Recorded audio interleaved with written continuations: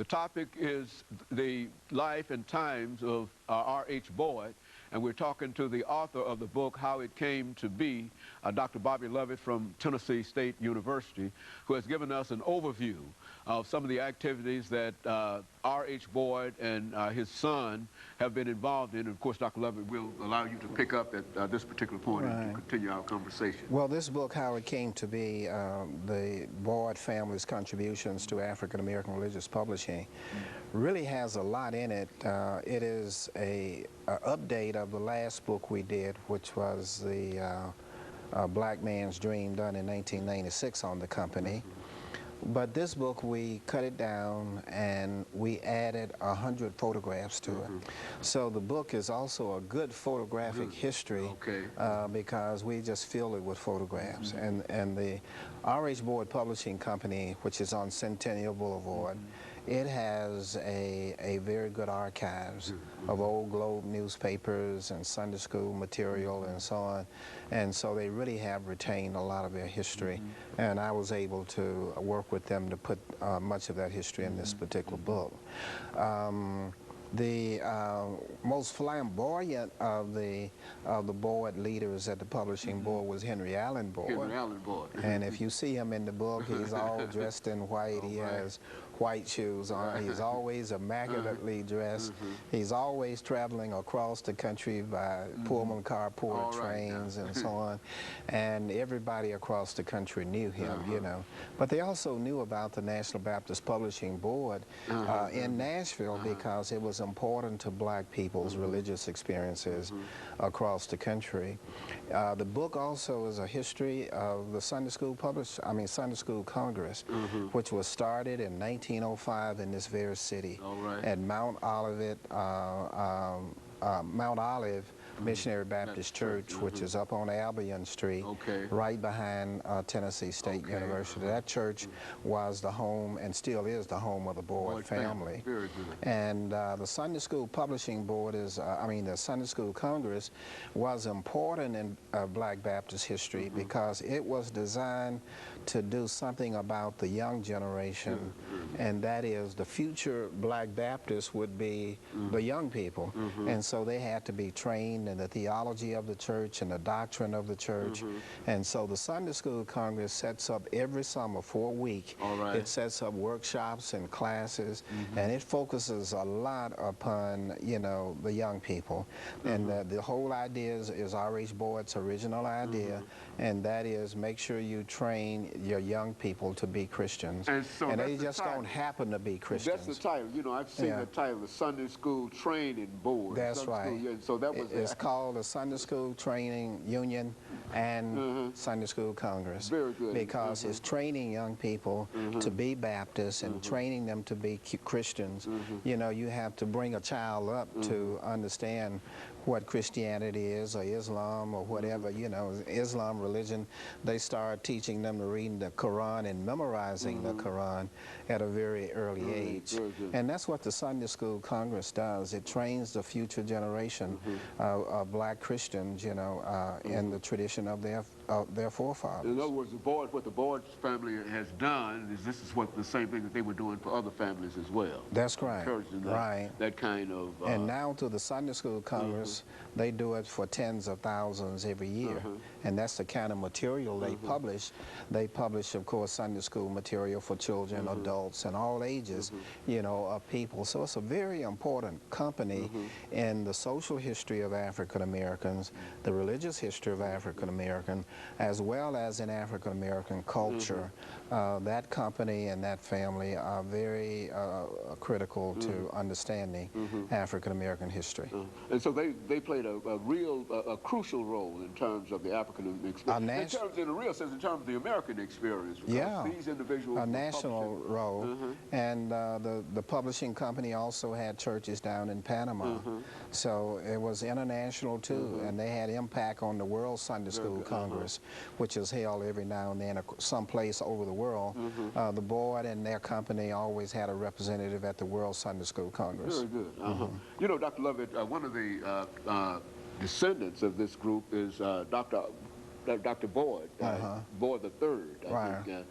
What about him and his legacy? I mean, him continuing the legacy of what? Well, he has continued it, expanded that company, which is at 6717 Centennial Boulevard, out past Tennessee State University in a modern facility.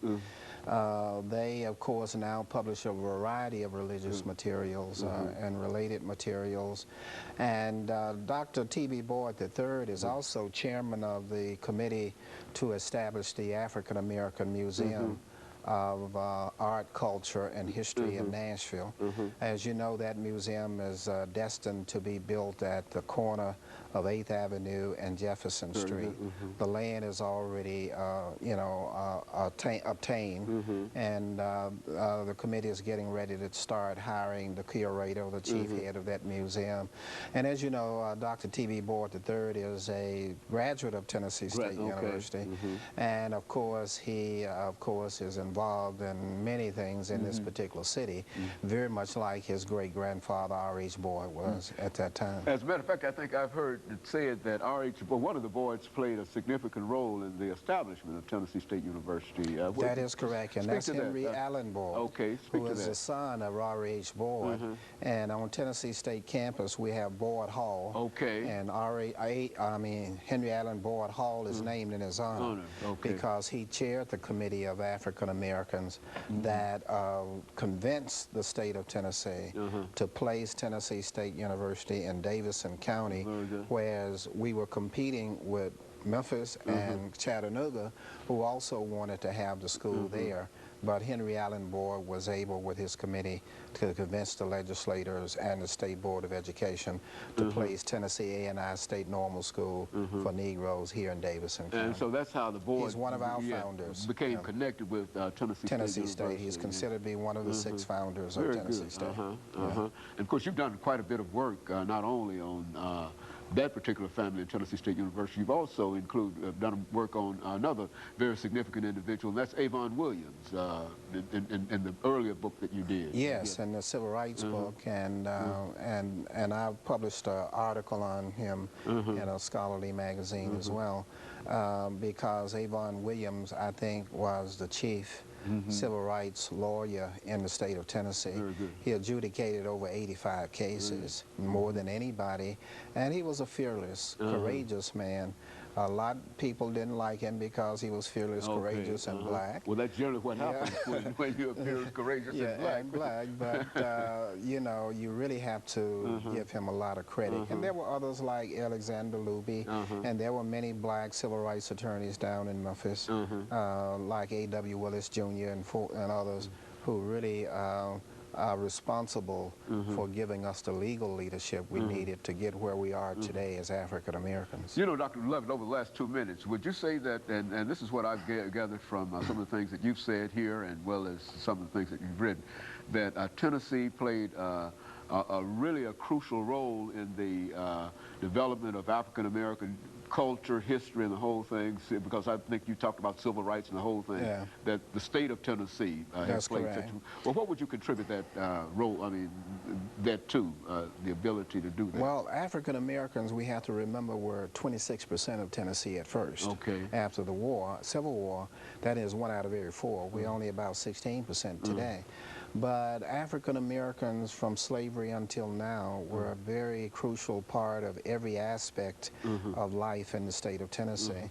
So I've devoted my career basically to revealing what kind of roles they played, you know, in every aspect of Tennessee. You know, I'm not an art historian or historian of science and so on, but I try to bring up as many pieces and tidbits as I can, and hopefully other people will take some of those and then expand it into greater investigations or even books. You know? Very good. And of course, Dr. BLovett, I know that some of this information has been expanded, coming primarily from your activities, and you've done a real job in terms of making us aware of some of the things that people have become involved in. And I think that it's some of your activities dealing with the so-called freedom rides and all of that activity that we are now much more sensitive in a real sense and to what aware is going on. And of course, let me thank you, Dr. BLovett, over the last half minute for coming by and giving us that excellent information on the Boyd family. And I'm sure that